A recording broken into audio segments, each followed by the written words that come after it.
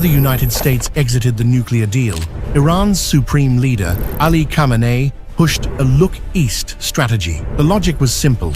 If the West isolates us, we pivot to Moscow and Beijing, and Iran followed through. Joint naval drills in the Gulf of Oman, missile cooperation, oil sales to China, military coordination in Syria. On paper, the partnership looked strong. But when it comes to actual war with the United States, the support shrinks dramatically.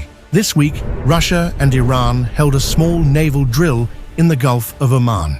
China plans to join future exercises in the Strait of Hormuz. Now compare that to US deployments. Carrier strike groups, long-range bombers, advanced air defense systems, weeks-long sustained strike capability. US officials say Washington now has the option of launching a prolonged air campaign, not just a limited strike like the June Midnight Hammer operation. In contrast, Russia's helicopter carrier left immediately after the exercise ended. So why won't China intervene? China is Iran's largest oil customer. Roughly 20% of the world's oil passes through the Strait of Hormuz. But Beijing's priority is stability, not confrontation. Aligning openly with Iran against the United States would damage relations with Washington, risk sanctions, endanger Gulf economic partnerships, disrupt global oil flows. China's approach is clear: preserve oil access, avoid direct conflict, position itself for influence if Iran's leadership changes. If the regime collapses, Beijing will secure energy flows, not defend Tehran militarily.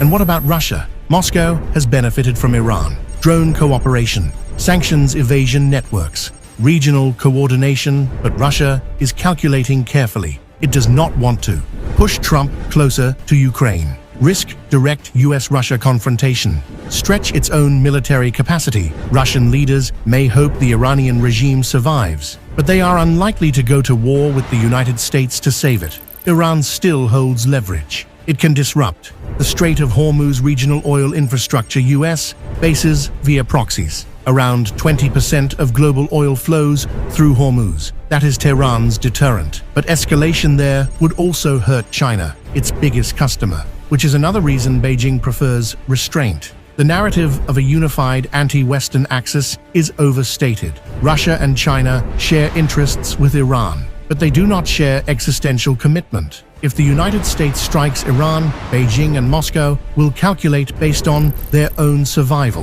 their own economy, their own wars, not Tehran's, and that leaves Iran facing the most powerful military in the world, largely alone.